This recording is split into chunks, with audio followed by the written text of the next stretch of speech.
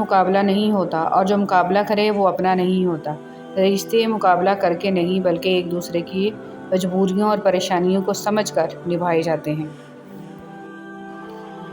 ایک نوجوان صحابی رضی اللہ تعالیٰ عنہ پر حضور صلی اللہ علیہ وسلم کا گزر ہوا۔ وہ قرآن پاک پڑھ رہے تھے۔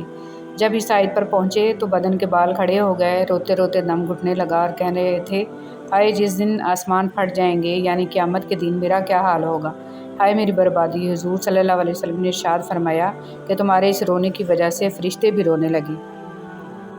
اے مشکلیں آسان کرنے والے رب، تو محمد صلی اللہ علیہ وسلم کے صدقے ہماری مشکلیں آسان کر دے، ہمیں ہر پریشانی، ہر مصیبت سے بچا لے، ہمیں محتاجی اور ذلت سے محفوظ فرما لے، ہمیں اپنی رحمت سے مالا مال فرما دے اور ہمیں شکر گزار بندہ بنا دے۔ آمین ثم آمین۔ بد اخلاق انسان کی مثال اس ٹوٹے ہوئے گھڑے کی طرح ہے جو قابل استعمال نہیں رہتا۔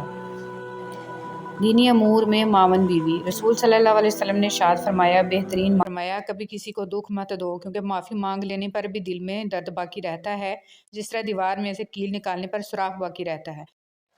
حضرت علی رضی اللہ تعالیٰ عنہ سے پوچھا گیا، کیسے پتہ چلے گا کہ کون کتنا قیمتی ہے؟ حضرت علی رضی اللہ تعالیٰ عنہ نے فرمایا، جس انسان میں جتنا زیادہ احساس ہو وہ اتنا ہی زیادہ قیمتی ہے۔ جب انسان کے اندر ایمان آ جاتا ہے، وہ ہر چیز کو جو اس کی زندگی میں اچھی ہوتی ہے یا بری ہوتی ہے اس کو ایک اور نظر سے دیکھتا ہے۔ وہ اچھی چیزوں کو اللہ کی نعمت سمجھتا ہے اور اس پر شکر ادا کرنے کی فکر کرنے لگتا ہے کہ میں نے اس کا حق ادا نہیں کیا، اور جب کوئی تکلیف دہ چیز آتی ہے تو اس پر صبر کرتا ہے اور اس پر اللہ سے اجر کی امید رکھتے ہوئے اسے قبول کر لیتا ہے، اس پر راضی ہو جاتا ہے، تو زندگی فرق ہو گئی نا۔ یاد رکھیے، اللہ سبحانہ و تعالیٰ کو اپنی حمد اور تعریف بہت پسند ہے۔ وہ پسند کرتا ہے کہ بندہ اس کی تعریف کرے، اور وہی تعریف کے لائق ہے، اور اس سے بڑھ کر کوئی اور تعریف کے لائق نہیں۔ لیکن ہم سب اپنے اوپر غور کریں کہ ہم اللہ سبحانہ و تعالیٰ کی کتنی تعریف کرتے ہیں، کس دل کے ساتھ کرتے ہیں اور کتنا شکر ادا کرتے ہیں۔ اگر اللہ راضی ہے اور ساری دنیا بھی ناراض ہو تو کوئی نقصان نہیں دے سکتا، اور اگر اللہ ناراض ہے اور سارے بندے ہمارے لیے تالیاں بھی بجائیں اور ہماری تعریفیں بھی کریں تو اسے کوئی فائدہ ہونے والا نہیں ہے۔ ایسا انسان آخر کار خسارے میں ہی ہے۔ فرمان رسول صلی اللہ علیہ وسلم، جس شخص نے لوگوں کو ناراض کر کے اللہ کو راضی کیا، اللہ تعالیٰ لوگوں سے اس کے لیے کافی ہو جائے گا، اور جس شخص نے لوگوں کو راضی کر کے اللہ کو ناراض کیا، اللہ تعالیٰ اسے لوگوں کے سپرد کر دے گا۔ کبھی کبھی ہمیں زندگی اتنی جلدی سمجھ میں نہیں آتی، وقت لگتا ہے، اور جب سمجھ میں آ جاتی ہے تو چیزوں کو درست کرنے کے لیے وقت کم ہوتا ہے۔ کبھی ہم وہ جگہ چھوڑ چکے ہوتے ہیں جہاں ہم نے بہت سی غلطیاں کی ہوتی ہیں، اور کبھی وہ لوگ چلے جاتے ہیں جن کے ساتھ ہم نے زیادتیاں کی ہوتی ہیں۔ بس کرنا یہ ہے کہ جب احساس ہو جائے، سمجھ آ جائے، تو پھر کوشش کریں کہ کم سے کم غلطیاں ہوں۔ اللہ عز و جل نے مومن کی طاقت اس کے اعضاء میں نہیں بلکہ دل میں رکھی ہے۔ کیا آپ دیکھتے نہیں کہ ایک بوڑھا گرمی کے روزے رکھ لیتا ہے اور رات کو قیام کر لیتا ہے، جبکہ نوجوان اس سے عاجز نظر آتا ہے۔ منافق کے ساتھ یارانہ دوستی نہ رکھو، کیونکہ وہ بڑا چال باز ہوتا ہے۔ یہ بھیڑیے کے ساتھ کھاتا ہے، کتے کے ساتھ بھونکتا ہے اور چرواہے کے ساتھ روتا ہے۔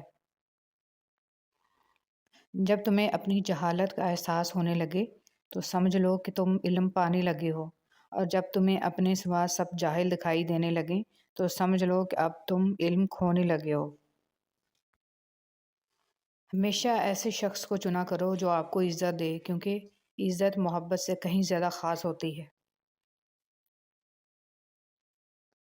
انسان کو دریا کی طرح سخی، سورج کی طرح شفیق اور زمین کی طرح نرم ہونا چاہیے۔ اپنی طرف آنے والی ہر پریشانی کو آزمائش نہ سمجھو، وہ تمہارا مکافات عمل بھی ہو سکتا ہے۔ 3 نیکیاں جن کو کرنے سے قیامت کے دن عرش کا سایہ نصیب ہوگا: ٹوٹے ہوئے رشتوں کو جوڑنا، دل نہ چاہتے ہوئے بھی معاف کرنا، اور کسی کے گناہ کا پردہ رکھنا۔ کسی کی دعاؤں میں رہنا بھی ایک بہت بڑا رزق ہے کہ دعاؤں میں آپ کا نام آپ کی غیر موجودگی میں لیا جائے، جبکہ آپ نے ان سے درخواست کی ہو اور نہ ہی آپ کو اس بات کا علم ہو۔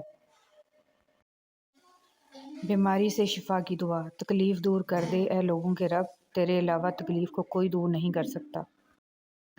جن لوگوں نے آپ کو اپنے برے گمان کی بدولت چھوڑ دیا، انہیں آپ اپنی نیک نیتی کے ساتھ چھوڑ دیں۔ کوشش کریں کسی کے آنسوؤں کی وجہ آپ کا لہجہ یا رویہ نہ بنے، کیونکہ گناہوں میں سب سے بڑا گناہ کسی کے دل آزاری کرنا ہے۔ اگر کھوٹے سکے سے کچھ خریدنا ناممکن ہے تو نیتوں میں کھوٹ رکھ کے فلاح پانا بھی ناممکن ہے۔ جب تک آپ کے ہاتھ سے خیر تقسیم ہو رہی ہے، آپ کے اوپر زوال نہیں آ سکتا۔ خیر کا مطلب ایک پلیٹ کھانا، کچھ پیسے، اچھا مشورہ، دکھ میں دلاسا، مسکرا کر سلام کا جواب، بلا حسد مبارکباد اور اس طرح کی چھوٹی چھوٹی باتیں جن کی وجہ مخلوق خدا میں خوشیاں بانٹی جا سکیں۔ جب حضرت ابو الحسن رضی اللہ تعالیٰ عنہ کی وفات کا وقت ہوا تو مغرب کی نماز کا وقت تھا۔ آپ نے آنکھ کھولی اور موت کے فرشتوں کو دیکھ کر فرمایا، رک جاؤ، تم صرف اللہ کے غلام ہو جو اللہ کے حکم کی تعمیل کرنے آیا ہے، اور میں بھی ایک غلام ہوں۔ تمہیں جو حکم ملا ہے میری جان نکالنے کا تم اس کو پورا کر پاؤ گے، مگر مجھے جو حکم ملا ہے نماز ادا کرنے کا میں اسے پورا نہ کر پاؤں گا۔ تو پہلے مجھے وہ کرنے دو جس کا مجھے حکم ملا ہے، پھر تم وہ کر لو جس کا تمہیں حکم ملا ہے۔